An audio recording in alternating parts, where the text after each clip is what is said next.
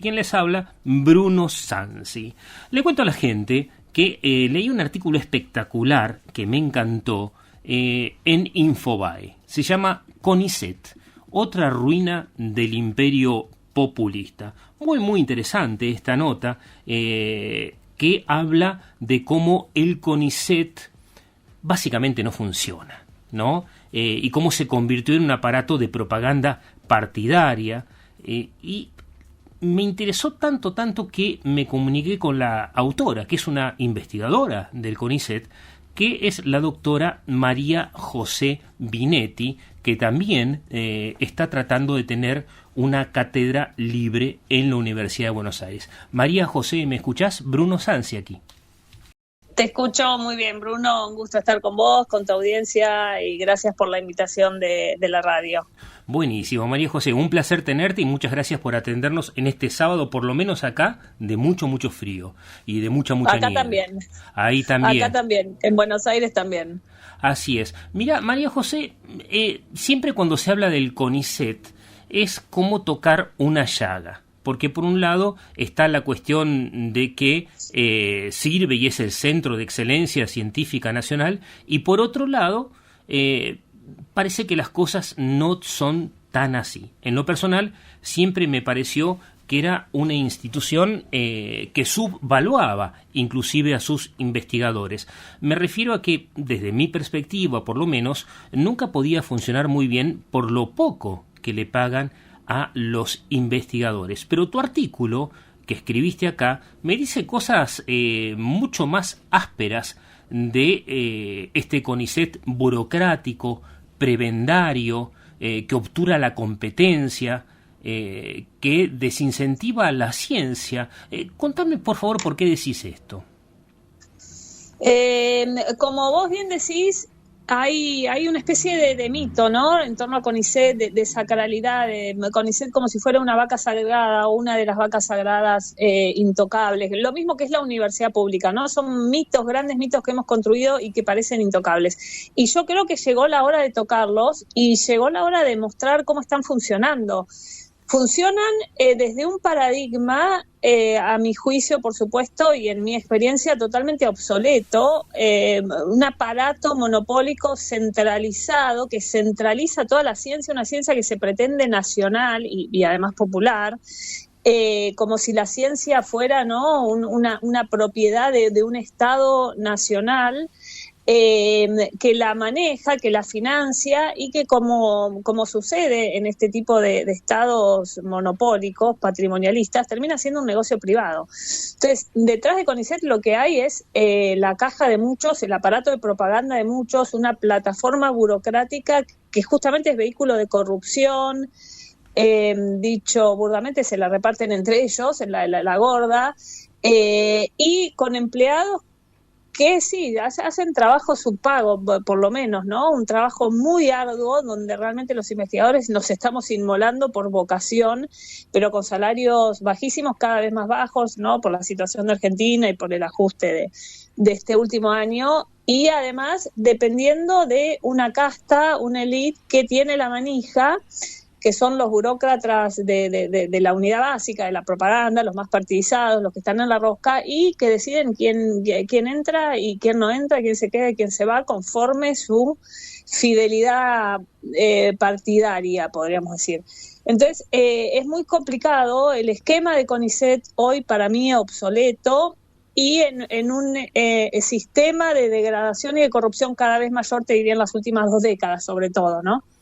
Sí, es impresionante lo que me decís. Como te decía, a mí siempre me pareció que el CONICET no podía funcionar como centro de investigación de excelencia, siendo que pagaba tan poco a los investigadores. Me refiero, por ejemplo, que en las ciencias sociales, que es nuestra área, todos los que he conocido en el CONICET usan lo que les paga el CONICET o la beca del CONICET para vivir, y no les sobra más para investigar. Obviamente algunas investigaciones requieren más dinero porque tenés que comprar equipamiento, porque tenés que comprar tecnología, porque tenés que viajar, trasladarte a los lugares, y otras no tanto. Pero a mí no me parece, por ejemplo, que pueda llegar a funcionar ni ahora ni antes. Te digo antes, estoy hablando de la década ganada, así, entre comillas, porque cada vez que yo hablaba con alguien del CONICET, tenían todos menos capacidad de investigar, de investigación real. Entonces no me parecía a mí que sea un centro de excelencia. Lo que no me imaginé es que era un lugar donde se repartían cuestiones por política, ¿no? Vos estás hablando en el artículo de un sistema de evaluación oscuro. ¿Cómo funciona el CONICET? Contame, por favor. El CONICET, lo que vos decís, el CONICET paga sueldos, ¿no? El gasto de CONICET del 90% o más es de sueldos. Lo que hace CONICET es pagarte un sueldo a los investigadores. La inversión en ciencia, en proyectos científicos de desarrollo, en realidad correría a cargo de la Agencia de Ciencia, Innovación y Tecnología. La agencia sí financia proyectos específicos, pero el CONICET paga sueldos de empleados públicos, que somos todos los investigadores. ¿Y cómo funciona? Funciona con un organismo absolutamente centralizado y jerárquico y verticalista. El CONICET tiene un presidente y tiene un directorio, que ese directorio es finalmente que termina manejando un directorio que está subdividido por áreas de investigación. Yo pertenezco al directorio, mi director sería el de humanidades, después hay director de ciencias agrarias, de exactas, etcétera, ¿no? Cada área, gran área, tiene un director. Y entonces funciona de ese modo totalmente jerárquico, y estos directores son los que designan a las comisiones evaluadoras. Ese es el problema. Lo designan a dedo. Yo hace unos años mandé una carta a CONICET preguntando por qué a mí jamás me habían invitado a ser evaluadora, a pertenecer a una comisión evaluadora que es la que decide quién ingresa. Claro, a mí yo jamás en mis más de 20, casi 30 años que estoy en CONICET, jamás pertenecía a ninguna comisión evaluadora, mientras que tenés gente que sistemáticamente, o tenés instituciones que sistemáticamente mandan a su gente a las comisiones evaluadoras. ¿Por qué? Porque esto se pone a dedo, según convenga y según de dónde vengas. Básicamente la que maneja acá, la que talla acá, es la Universidad de Buenos Aires. Por ejemplo, en mi última evaluación, de 8 evaluadores, 4 eran de la Universidad de Buenos Aires. Ajá. Cuando en realidad por reglamento debe ser plural. La comisión debe ser plural y debe ser federal. Pues bien, en mi caso, la mitad de la Universidad de Buenos Aires, contra los cuales yo estoy en juicio. Es decir, yo estoy en juicio contra la Universidad de Buenos Aires y a mí me evalúa la misma gente a la cual yo denuncié. Por eso yo también ahora estoy en una instancia administrativa contra CONICET. Bueno. Pero este tipo de oscuridades, este tipo de vicios, están totalmente naturalizados. Ese es el problema. Sí, hay 2 o 3 cuestiones que me gustaría preguntarte. Vos acá decís en el artículo que instalaron como política científica el wokismo. Hablamos de wokismo ahora, te voy a pedir que me lo definas para la audiencia, pero me estás diciendo acá en el artículo que falsearon una normativa constitucional en el CONICET para hacer como si la Argentina hubiese firmado un tratado internacional sobre identidades de género, pero vos decís que nos están mintiendo. O sea que dentro de la política oficial del CONICET, de ese organismo de ciencia, nos están mintiendo en la cara. Contame primero, ¿qué es esta política woke y por qué nos mienten? El wokismo básicamente es una ideología, para que se entienda, es una ideología. Yo la defino como un neotribalismo identitario, es decir, Ajá. Cada uno basado en autopercepciones identitarias. Cada uno tiene determinadas autopercepciones identitarias, las que así la sienta. Y esta ideología supone que, conforme esas identificaciones subjetivas, debe organizarse el orden público y moral, ¿no? Es decir, que la raíz, la fuente del orden público y moral para esta ideología son las autopercepciones. Yo me autopercibo varón, por ejemplo, entonces, bueno, tengo derechos a que el Estado me reconozca como varón, me autopercibo mapuche, entonces, la sociedad se organiza conforme a autopercepciones, por eso yo lo llamo un neotribalismo identitario. Identificaciones hay miles, millones, lo que pasa es que las hegemónicas, las más conocidas son las de género, las más financiadas, digamos. las que tienen mejor lobby, exactamente, Claro. las que tienen mejor lobby. Hay otras que están con el lobby, van a tener que aumentar. Entonces, conforme los lobbies se organiza la sociedad. Una cosa que es violenta el Estado Democrático de Derecho, este es el problema, porque el Estado Democrático de Derechos jamás se puede organizar conforme a identificaciones subjetivas, se organiza conforme a consensos universales basados en objetividades verificables, comprobables. No es que yo me autoperciba cirujana y le diga al Estado que quiero entrar en un quirófano, digamos. No, es el Estado el que certifica que yo lo soy o no. Acá es al revés, yo autocertifico que soy algo y el Estado lo debe de reconocer. Y el que no opina lo mismo no es financiado por el CONICET. Bueno, lo que pasó con CONICET entonces es que esta política fue, en el último gobierno kirchnerista, ya venía por décadas, pero en el último gobierno kirchnerista con el Ministerio de todos los géneros, que eran ministerios para todos los géneros, no era de las mujeres, el ministerio era de todos los géneros identitarios, incluido el género identitario mujer. El problema es que mujer no es un género identitario, pero la jugada del ministerio de todos los géneros era convertir a la mujer en un género identitario más y colgar además a todos los demás géneros.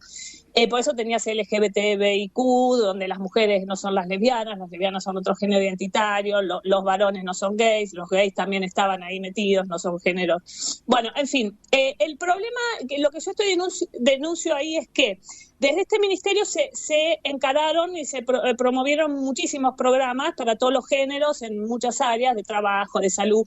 Y en el caso de ciencia y tecnología, sacan un programa de ciencia y tecnología para todos los géneros que cuando yo de casualidad lo encuentro y lo leo, dice que Argentina suscribió en el 1995 una especie de tratado para la protección de los géneros identitarios que no existe. Es decir, no existe. El CONICET, el organismo científico de ciencia, me miente. Dice que hay un tratado al cual Argentina pertenece, al cual no pertenecemos. Exacto. Ni habla de eso. En realidad, ese programa fue un programa que dependía del Ministerio de todos los géneros y estaba elaborado por los equipos de CONICET y afectaba a CONICET, porque era un programa de ciencia y tecnología, con lo cual afectaba directamente a CONICET. Lo habían elaborado un equipo de CONICET de no sé qué, de mujeres y géneros y todos estos equipos así, y dependía ese programa del Ministerio de Ciencia y Tecnología y de todos los géneros. Es decir, que es un fraude a la ley. No solo eso, yo esto lo vengo denunciando hace un montón. Yo mandé una carta a CONICET advirtiendo que esto era fraude a la ley, que esto era prevaricato. Nunca se me respondió, es más, fui a hablar con el director de Humanidades, Mario Pechini, no sé qué me dijo, bueno, nada, no me dijo básicamente nada, habló solo él de cosas, no sé de qué. Yo fui con esto diciendo que esto era fraude de ley, lo he publicado en otros lados y ahora lo publiqué acá, y ahora yo pedí en mi recurso de alzada, que estoy en un recurso de alzada, pedí que se investiga con CONICET, entre otras cosas, por esto, ¿no? Así es. Es importante contarle a la gente que estamos hablando con la doctora María José Binetti, investigadora del CONICET, que escribió el artículo CONICET, otra ruina del imperio populista, en Infobae. Y hay cosas que por ahí nosotros no sabemos. Yo cuando trabajaba normalmente en la universidad, antes de ser cancelado, siempre los docentes que estaban a cargo de la universidad les decían a los alumnos y a los docentes que formar parte de CONICET era casi imposible, porque necesitabas un gran nivel académico, porque cualquier mortal no podía llegar ahí. Con el tiempo me di cuenta que era una mentira absoluta, que no es difícil formar parte del CONICET, lo único que necesitas es un amigo que te presente o alguien con el cual coincidir ideológicamente, que haga una palanca por vos para que seas aceptado a investigar, por ejemplo, el ano de Batman en las historietas. Estoy diciendo esto porque tiene todo ese ropaje científico el CONICET, pero por lo que yo veo, pagan poco, pagan mal, y a algunos les va mejor que a otros. Ahora, lo normal sería plantear, María José, que a vos en el CONICET no te quieren o no te dan bola porque no tenés amigos, amigos acomodados me refiero, pero hay una cuestión que a mí me hace muchísimo ruido, porque vos sos feminista y supuestamente son defensores del feminismo y a vos te están cancelando justamente porque... ¿Por qué? Te pregunto. A ver, sí, yo soy feminista, pero yo nunca estuve en la rosca de la UBA, pese a que estoy en la UBA, yo no soy de la UBA, yo estudié en la Universidad Católica, nunca estuve en la UBA, excepto cuando empecé a estar en el Instituto de Género, porque estoy haciendo, de hecho es una de mis líneas teóricas, feminismo, filosofía feminista de la diferencia sexual, es decir, yo hago feminismo y además milito la defensa de las mujeres. El problema es que para mí mujer es la persona de sexo femenino. Para la ideología woke, para el CONICET y para toda la universidad pública de Argentina, mujer es la persona de identidad de género femenina o feminizada. Es decir, que si vos, Bruno, tenés un sentimiento de ser mujer, sos mujer. Para mí vos, si tenés un sentimiento de ser mujer, sos varón que tiene un sentimiento de ser mujer. Para ellos, no. ¿Por qué? Porque mujer es una identidad de género, es una autopercepción. Esto es así, en realidad esto es así para todo el marco normativo argentino a partir de la Ley de Identidad de Género.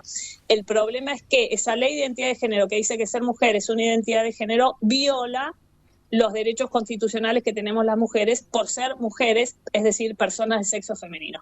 Acá hay una gran contradicción que hasta ahora el Estado no ha querido hacerse cargo de esto.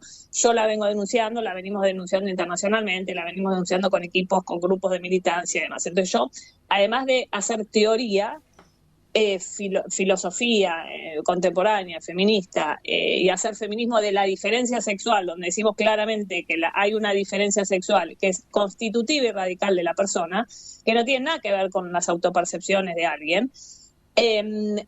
Bueno, por decir esto, entonces yo entré en conflicto primero con el Instituto de Género, después con toda la Facultad de Filosofía de la UBA y después con CONICET, que está manejado, en mi caso, en lo que me concierne, por la misma gente de la Universidad de Buenos Aires. Entonces ahí es cuando yo entro en conflicto. Estoy en juicio contra la Universidad de Buenos Aires por discriminación ideológica, por decir lo que te estoy diciendo acá.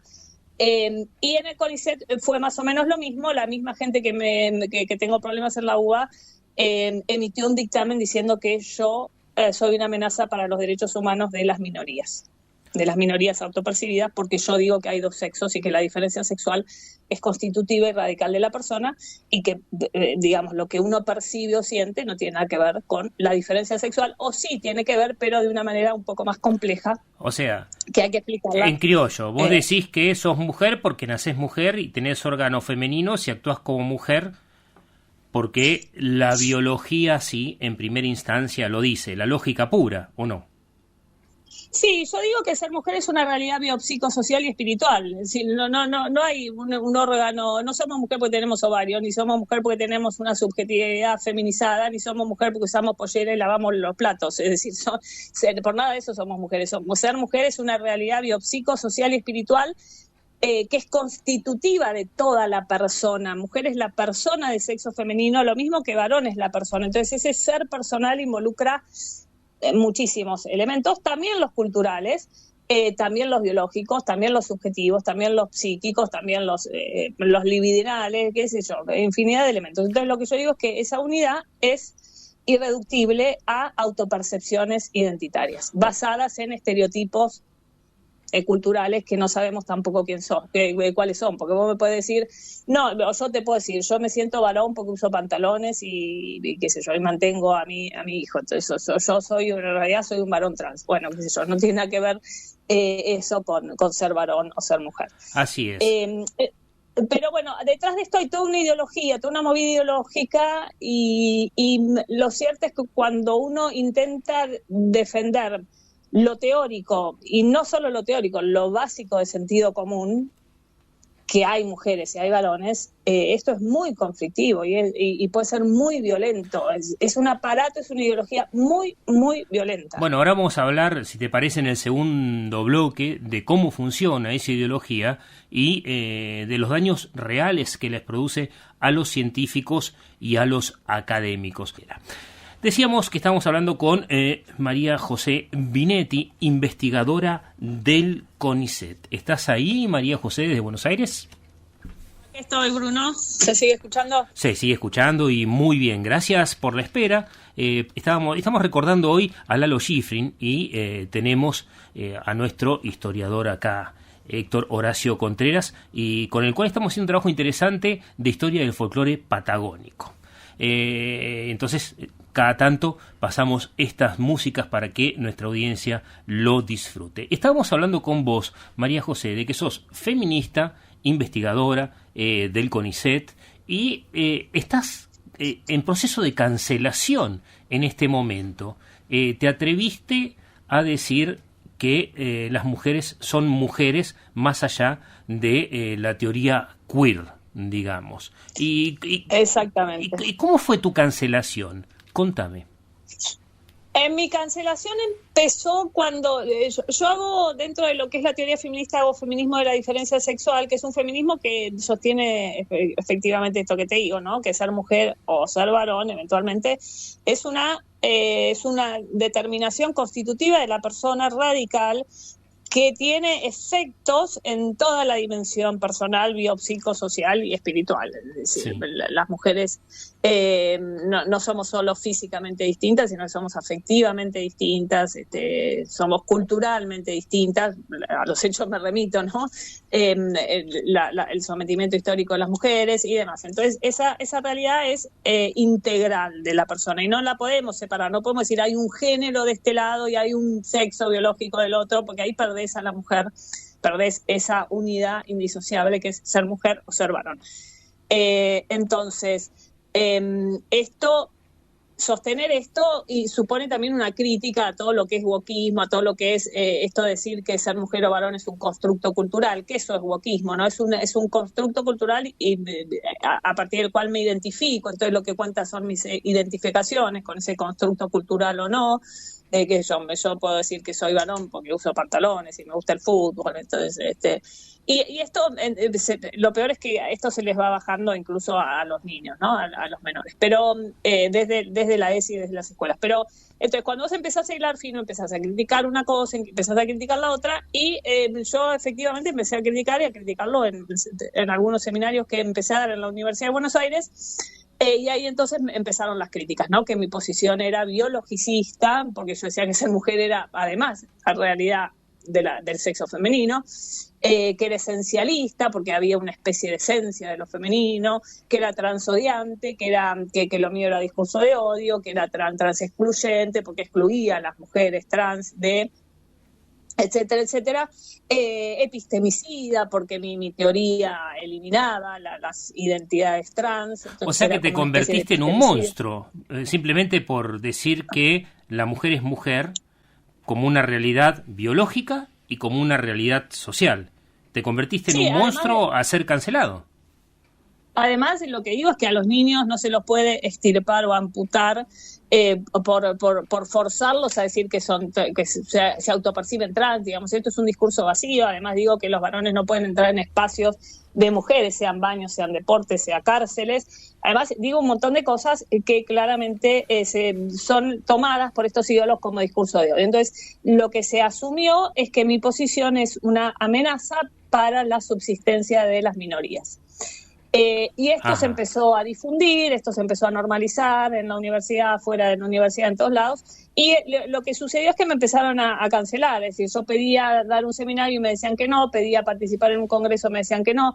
Un alumno mío lo mismo, un alumno de doctorado, le cancelaron el doctorado. Otra alumna quería dar un seminario, le decía que no porque era biologicista, quería hacer, por ejemplo, una filosofía del nacimiento, le dijeron que no porque excluía a los sadres autopercibidos y era biologicista y esencialista.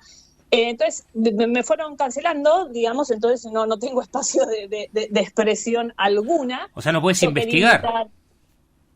Investigar sí. Lo que no puedo es transferir conocimiento. Investigar sí, porque puedo estar en mi casa, que es lo que hago todos los días, estoy en mi casa encerrada, claro, pasa publico en algún lado.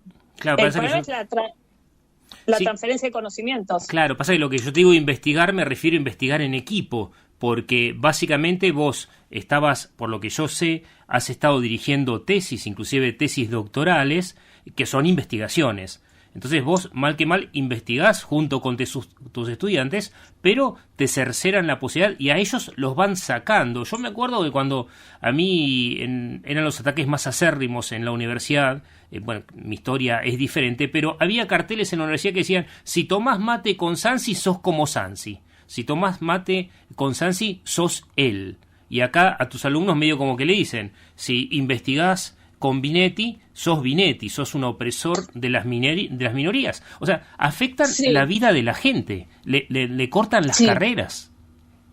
Tengo una alumna a la cual desde su instituto de investigación en la Facultad de Filosofía de la UBA continuamente le decían, vos estás en el grupo de Binetti, vos estás, porque mirá que la línea teórica de Binetti no es la línea de la facultad, es decir, hay una línea oficial de la facultad, hay una línea oficial de la universidad, del CONICET y de todo el Consejo Interuniversitario Nacional, que es el wokismo. Esto es oficial de toda la Universidad Pública Nacional. Entonces, bueno, mirá que Binetti no es la línea oficial, mirá que la bombardearon a la pobre chica. Todo esto está igual en mi expediente legal, ¿no? Sí. Después otro alumno también, la directora, tengo un mail de la directora, ex directora del instituto, advirtiéndole a otro profesor que yo soy una infiltrada, que no sabe cómo me metí ahí, entonces le pide advertirle a otro profesor sobre mí, con el cual yo estaba dirigiendo también un proyectito. Entonces se va haciendo así y te van aislando, entonces te quedas sin posibilidades de un espacio en la facultad. Ese es el tema. O, por ejemplo, yo di un seminario y te mandaron una carta de los equipos de queer diciendo que mi seminario era insostenible, era un peligro para los alumnos. Entonces, era un peligro, sos peligrosa. Sí, soy peligrosa para los alumnos, esta es un poco la idea, soy una amenaza y soy un peligro porque violo, vulnero derechos humanos. Entonces hay que advertir esto, hay que advertirle, y me lo advierten a mí, es decir, a mí me reenviaron la carta esa a título de advertencia y de recomendación de que yo tuviera en cuenta que soy un peligro para los alumnos, para toda la facultad. Y perdón, pero ¿qué dicen que son derechos humanos? Esto es lo que me extraña. Ellos lo que dicen, esto no me lo dicen a mí, esto se lo dicen a todo aquel que ose decir que el sexo es, que no puedes cambiar de sexo. Es decir, si ellos le dicen a los niños de 4 años que pueden elegir su sexo y vos osás decir que el sexo no se puede elegir, ellos lo que te van a decir es que vos estás vulnerando derechos humanos porque hay una ley de identidad de género que es un derecho humano. Entonces vos tenés que respetar este derecho humano. Y acá está la falacia. Porque en realidad el derecho humano es que yo debo respetar la autopercepción, la identidad de todo el mundo y que no lo puedo discriminar, y no puedo discriminar a nadie por aquello que sienta. Yo no puedo discriminar a una persona por cómo se vista, por lo que autoperciba o cómo se autorrepresente, por con quién se acueste. Es decir, cada uno es libre de hacer lo que quiera en su vida íntima y no puede ser discriminado por eso. Esto sí es un derecho humano. El problema es que ellos interpretan, por eso ellos dicen la identidad de género es un derecho humano. Bien, si por identidad de género entendemos un sentimiento subjetivo, no es un derecho, es un hecho, y el derecho es en realidad a no ser discriminado por eso. Ahora, lo que ellos en realidad, y acá está la falacia, ellos cuando dicen que vos tenés que respetar la identidad de género, lo que están diciendo es que vos tenés que respetar, eliminar el sexo y sustituirlo por la identidad de género, que eso es la operación de la ley de identidad de género. La ley de identidad de género en realidad lo que hizo es eliminar el sexo, porque si yo en el lugar del sexo, que son las características biológicas que distinguen a varones y mujeres, si en ese lugar voy a registrar la autopercepción subjetiva, como sucedió y sucede a partir de la ley de identidad de género, en realidad lo que yo estoy haciendo es eliminar el sexo. Claro. Entonces, cuando ellos te dicen que tenés que respetar la identidad de género, lo que te están diciendo es que tenés que respetar que borremos el sexo. Que el sexo no existe más, que lo que hay ahora es, en su lugar, las identificaciones subjetivas. Entonces, acá viene la falacia. Por eso a la gente le dicen, no, esto es un derecho humano, hay que respetar la identidad de género. Bien, ¿qué entendemos por tal cosa? Por lo que te digo, ¿no? Yo respeto cómo se perciba, se represente, se vista, con quién se acueste y cómo hable, o los modales o los gustos de cualquier persona, y no discrimino a nadie por eso. Ahora, asumir que eso significa eliminar el sexo y autocertificar el sexo, que es lo que hace la ley de identidad de género, vos estás autocertificando vos mismo tu sexo. Es lo mismo que yo dijera, yo voy a autocertificar mi edad. Entonces te digo, no, yo en realidad tengo 20, pues me siento profundamente 20, me autopercibo. Entonces autocertifico mi edad y le exijo al Estado que me registre de 20 años. O te digo, no, yo me autopercibo americana, yo tengo un sentimiento profundo de nacionalismo americano y quiero que Estados Unidos me reconozca ciudadana, entonces yo autocertifico mi nacionalidad. Bueno, esto es lo que pasa con la identidad de género, yo estoy autocertificando mi sexo, con lo cual estoy eliminando el sexo, lo estoy sustituyendo por otra cosa, y ellos entonces te dicen que eso es un derecho humano. Esto es una falacia. No hay ningún derecho humano en ese sentido a la identidad de género. Así es, mira, acá escribe una oyente y se los estoy escuchando con mucha atención. La felicito a la investigadora del CONICET. Pensamos parecido, dice Claudia, una de nuestras oyentes de lo más fieles que tenemos seguramente. Estamos hablando con María José Binetti, doctora del CONICET, que está siendo, es interesante porque es feminista y está siendo perseguida por la gente que dice defender los derechos de las minorías, ¿no? Pero vos decís inclusive, María José, o participás en una campaña internacional en contra del borrado de las mujeres. Vos decís que todas estas políticas queer le quitan espacio a la mujer, que no es un adelanto en los derechos, sino un retroceso, ¿no? Totalmente. A ver, las mujeres tenemos derechos basados en el sexo.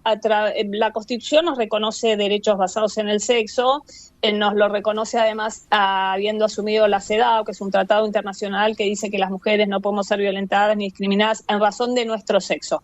Cuando vos vas al marco jurídico internacional de derechos humanos, ¿qué se entiende por sexo? Las diferencias biológicas entre varones y mujeres. ¿Qué se entiende por género? Se entiende por género en el derecho internacional los estereotipos culturales que generan desigualdades estructurales entre varones y mujeres. Esto de que, bueno, por ser mujer lavas los platos, por ser mujer no trabajás, por ser mujer te dedicas a cuidar hijos, es decir, por ser mujer no participas de la política. Esto es género, son construcciones culturales de desigualdad estructural entre varones y mujeres. El ámbito internacional distingue muy bien las dos cosas, dice que hay que proteger el sexo y hay que eliminar, erradicar el género, que son estos patrones de desigualdad.